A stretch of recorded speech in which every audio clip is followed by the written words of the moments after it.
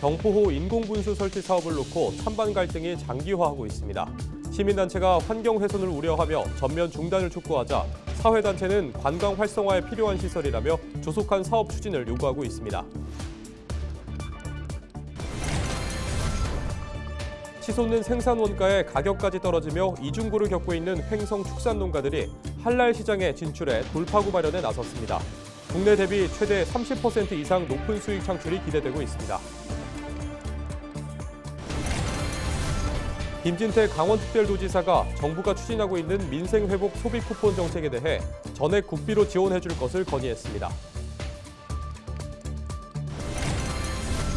소방서를 사칭해 소규모 자영업자에게 대리구매를 요구한 사기 행각이 이달에만 6건이 발생했습니다. 각별한 주의가 요구되고 있습니다.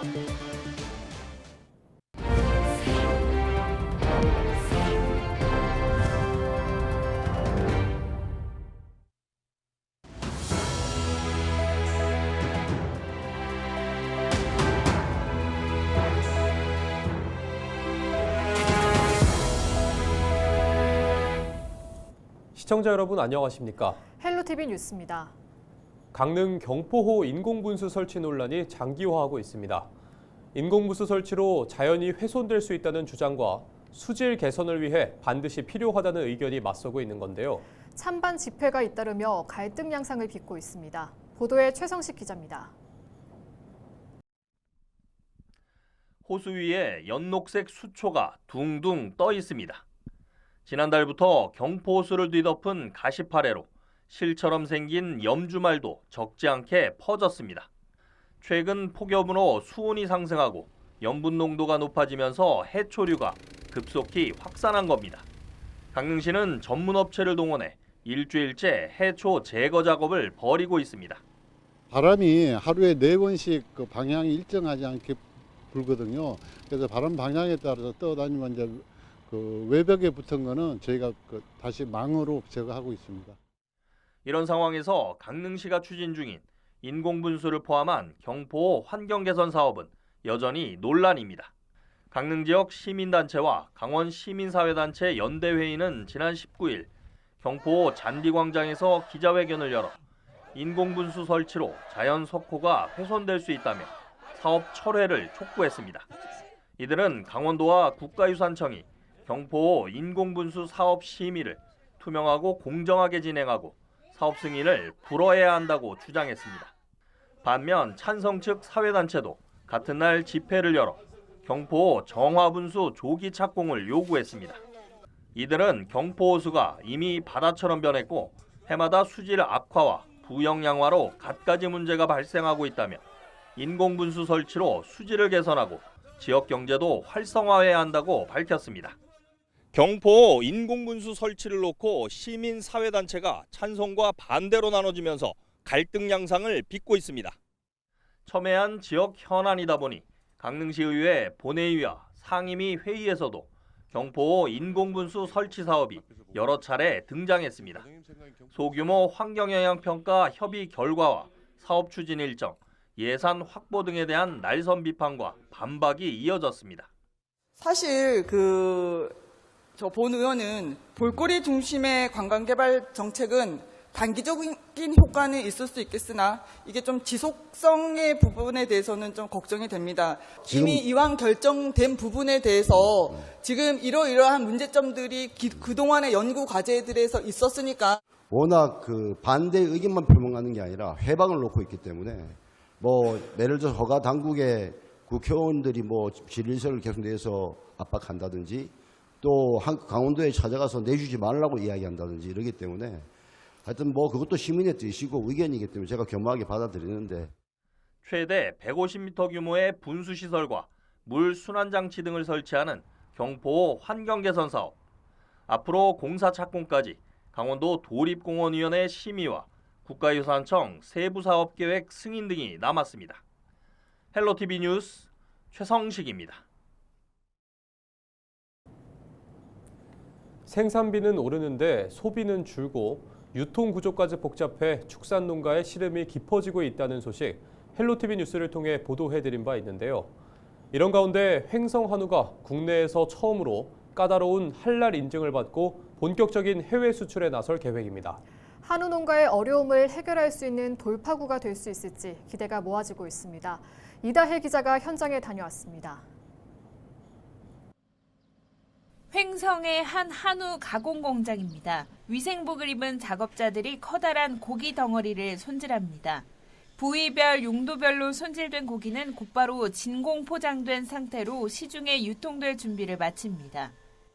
횡성 한우 1차 가공업체인 이곳은 지난 1월 국내에서 처음으로 아랍에미리트 국제 할랄 인증을 받았습니다. 할랄 인증은 말 그대로 이슬람 율법에 따라 허용된 식품이란 뜻입니다. 사료부터 도축, 가공까지 까다로운 기준을 모두 통과해야 했기 때문에 인증을 받기까지 무려 7년이 걸렸습니다. 무슬림이 직접 도축에 참여해야 한다는 조건이 있어 해외 할랄 도축 전문가도 채용했습니다. This is the first ever industry, halal industry in Korea. So it make me very excited. You know, like I'm the first guy gonna be stay in this company and do halal for helping my boss and the company to export the halal meat throughout the world. 특히 이슬람에서 금기시되는 돼지고기를 전혀 다루지 않는 한우 전문 도축장이라 인증에 유리했습니다. 횡성 지역은 지난 30년간 한우 산업에 집중해온 곳으로 지자체와 지역 축협, 축산농가가 함께 힘을 모아 고급 한우 생산에 주력해온 점이 이번 수출 성과의 밑바탕이 됐습니다. 횡성 한우는 물론 국내에서는 탑 브랜드에 속하는 브랜드 6위입니다. 근데 이제 국내에서는 그렇지만 해외 시장은 사실은 횡성 한우냐, 일반 한우냐가 중요한 것이 아니라 한우에 대한 가치 자체를 세계화에 발맞춰서 알리는 데 굉장히 조금 주안점을 두고 있고. 업체는 할랄 인증을 받은 한우는 수출을 통해 국내 판매 대비 킬로그램당 30%가량 비싸게 판매되는 만큼 축산농가의 소득에 도움이 될 것으로 기대하고 있습니다. 횡성 한우의 국내 첫 할랄 인증은 지역은 물론 한우업계 전체에 관심이 집중될 수밖에 없습니다.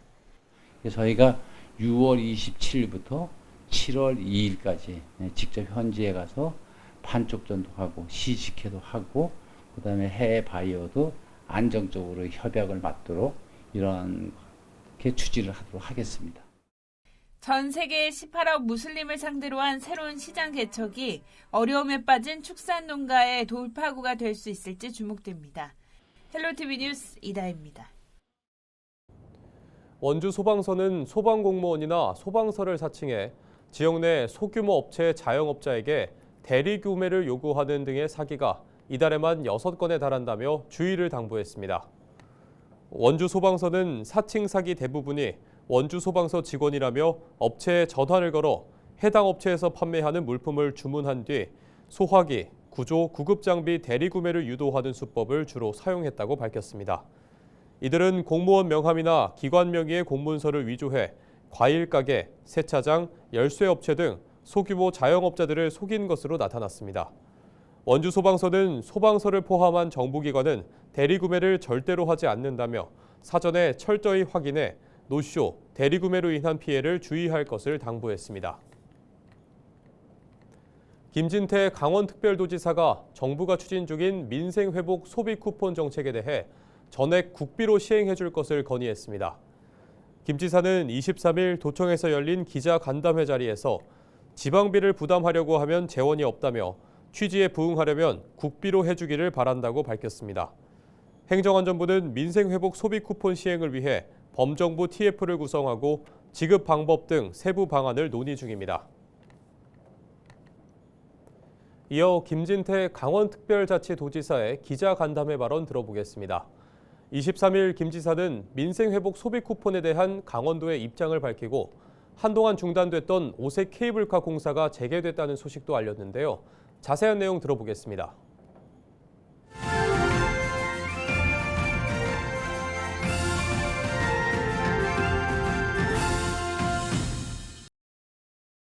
먼저 이 정부의 민생회복 소비 쿠폰 이거 지금 발행하려고 민생지원금 이거 하려고 하는데요.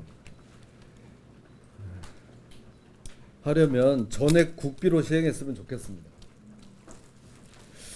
우리 강원도 입장에서는 아시다시피 지난 도정으로부터 1조 원 빚 물려받아서 그거 갚기 위해서 지난 3년간 고생하고 있습니다. 이 와중에 또 수백억이 될 지방비를 부담하려고 하면 재원이 없습니다. 지방채를 발행해야 됩니다. 그러면 이거는 우리 강원도 입장에서 너무 큰 부담이 됩니다. 그리고 이렇게 국비에다가 지방비를 매칭해서 하게 되면요, 이게 또 절차가 필요합니다. 또 추경 예산 편성해서 도의회에 제출해야지, 이렇게 하다 보면 이거 몇 달도 금방 갑니다. 이 제도를 시행하려는, 이 민생을 살리겠다는 취지에 부응하려면 정말 민생을 위한다면 국비로 해주기를 바랍니다. 그리고 또 오색 케이블카 이게 또 갑자기 공사 중단이 돼서 우리 도민 여러분들이 걱정이 많았을 것으로 생각됩니다. 그런데 국가유산청이 현장을 점검한 결과 6월 19일자로 공사를 재개해도 된다는 공문을 보내왔습니다. 우리 강원도와 양양군에 보내왔습니다. 그래서 어제 6월 22일부터 공사를 재개했습니다. 예, 앞으로도 이렇게 관계 기관과 잘 협의해서 공사에 차질이 없도록 그렇게 하겠고요. 또 가장 친환경적인 우리 오색 케이블을 만들 테니 지켜봐 주십시오. 카드 배송원과 수사기관을 사칭해 8억 원가량을 가로챈 보이스피싱 수거책 일당이 경찰에 붙잡혔습니다. 강릉경찰서는 전기통신금융사기 특별법 위반 혐의로 20대 A씨를 구속하고 같은 혐의로 20대 B씨를 불구속 입건했다고 23일 밝혔습니다. 이들은 카드 배송원과 수사기관 관계자인 것처럼 행세하며 범죄에 연루된 도를 검사한 뒤 돌려주겠다고 속여 6명으로부터 8억 원 상당을 가로챈 혐의입니다. 경찰은 폐쇄회로 영상 분석 등을 통해 경기도 일산과 부천 등지에서 피의자들을 검거하고 피해금 중 6억 9천여만 원을 압수했습니다. 또 이들이 연루된 범죄 20여 건에 대해서도 추가 수사를 벌일 계획입니다. 동해 무릉별 유천지 라벤더 축제에 8만여 명이 넘는 방문객이 다녀간 것으로 집계됐습니다. 올해 라벤더 축제는 9일 동안 진행됐으며 16일 동안 진행됐던 지난해 6만 5천여 명보다 1만 5천여 명이 더 다녀간 것으로 나타났습니다. 특히 하루 평균 방문객 수는 지난해 4천여 명에서 올해는 9천여 명으로 2배 이상 증가했습니다. 횡성군과 횡성읍 이장협의회가 군소음 피해 대응 공동 건의문을 채택하고 공군본부에 전달했습니다. 건의문에는 소음 대책 지역 지정의 확대와 통일성 있는 기준 적용을 요구하고 있습니다. 또 군용기 소음 주민 건강 영향조사 용역 보고서와 소음 관련 주민 민원 신고 자료 등을 함께 전달하며 국방부에 적극적인 대책 마련을 주문했습니다. 정암사 수만호탑 국보 승격 5주년을 기념하는 행사가 지난 21일 정암사 정멸보궁과 정성군 일원에서 열렸습니다. 이번 행사는 지난 2020년 6월 25일 국보 제332호로 지정된 정암사 수만호탑의 문화유산적 가치와 역사적 의미를 되새기고 국보 승격 5주년을 기념하기 위해 마련됐습니다. 이날 행사는 천웅 정암사 주지 스님을 비롯한 대한불교 조계종 관계자, 주민 등 300여 명이 참석한 가운데 물길이 모여 탑을 이루다라는 주제로 축하의식과 공연이 펼쳐졌습니다.